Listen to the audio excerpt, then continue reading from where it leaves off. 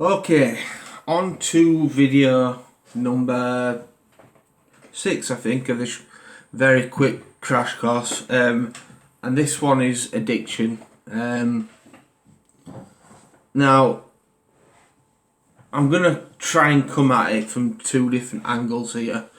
I'm going to try and come at it from a pure addiction point of view, without the mental health, but I believe an addiction is a mental health problem in itself. And I'm also going to come in from a point of somebody with mental health problems. Right, I'll start with somebody with mental health problems.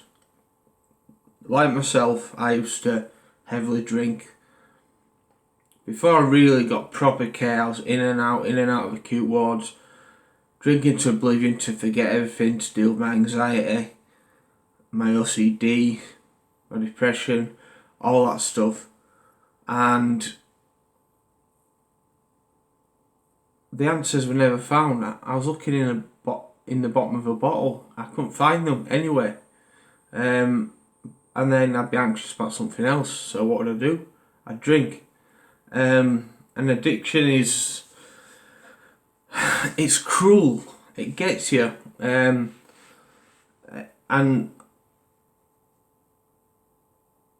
again, scroll back down my timeline of videos and there'll be more in-depth videos on addiction. But I do like to go with a 50-50 approach, and I keep banging on about it, but I do genuinely believe the method in it, that 50% is in our control and 50% is in our genetics. And then it becomes a bit of a tricky one,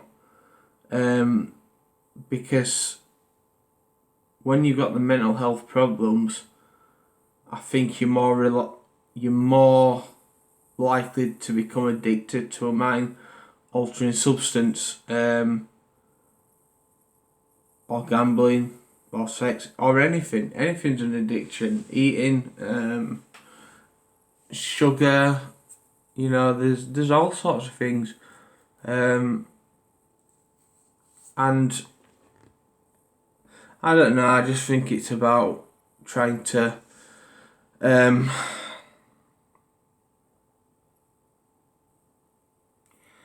work it out for yourself. It took me a long time, and this took me a long time to understand the impact my drinking and my gambling has on people that love me.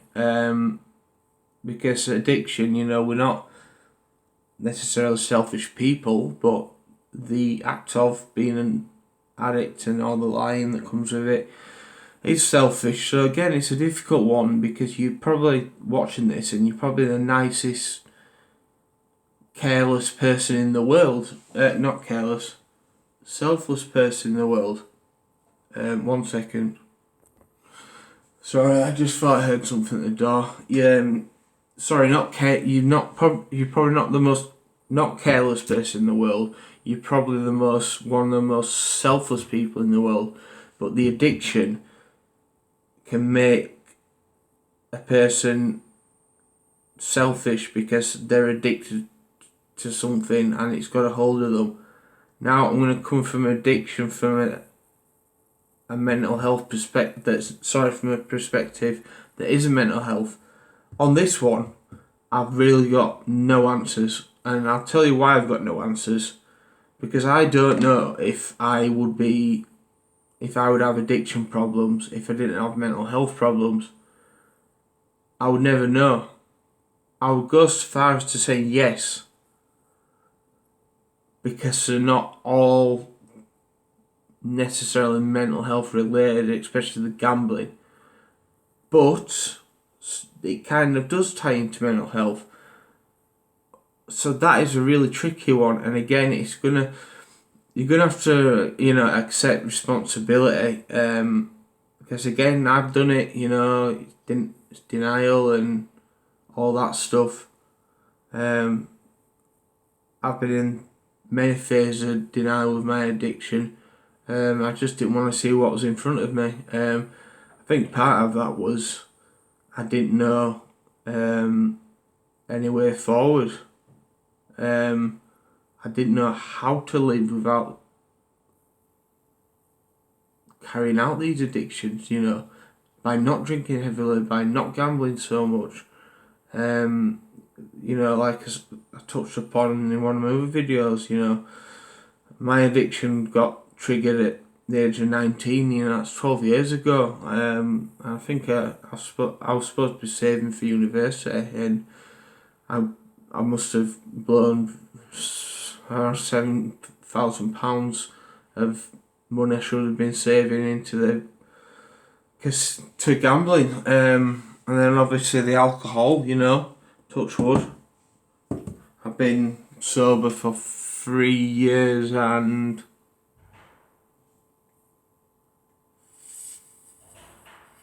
6/7 months, which I'm very proud of. And it's not all just because I've been institutionalised, because I've been informal when I first came here and now, and so I've had plenty of opportunity to have a drink, but when I've gone out on leave I just haven't done it.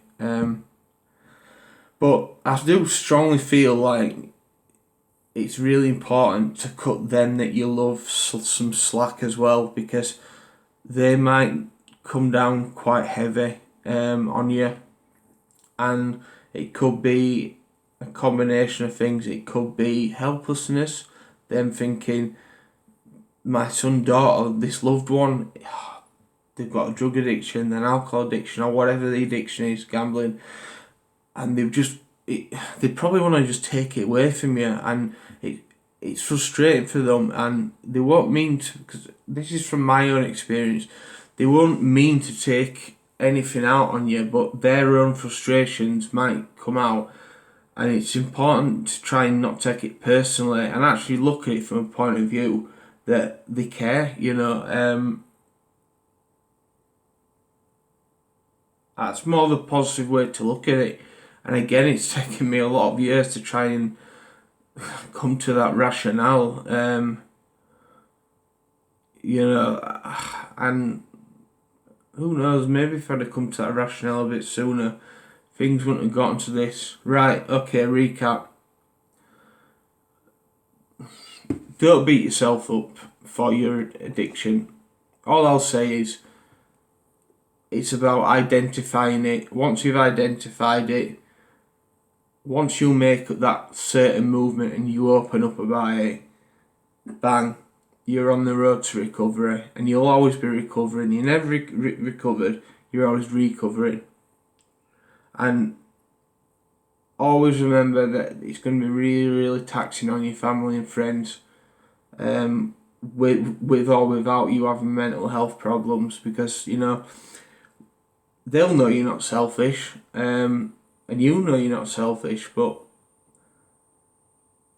they do get caught up in it. So, you know, just, it's hard to get that balance, but I think, you know, if you can do it. You can do it if you just follow these simple steps. You can definitely do it. But like I say, look up back over my early videos. There should be more in-depth stuff on addiction. Okay, thank you again. Bye bye.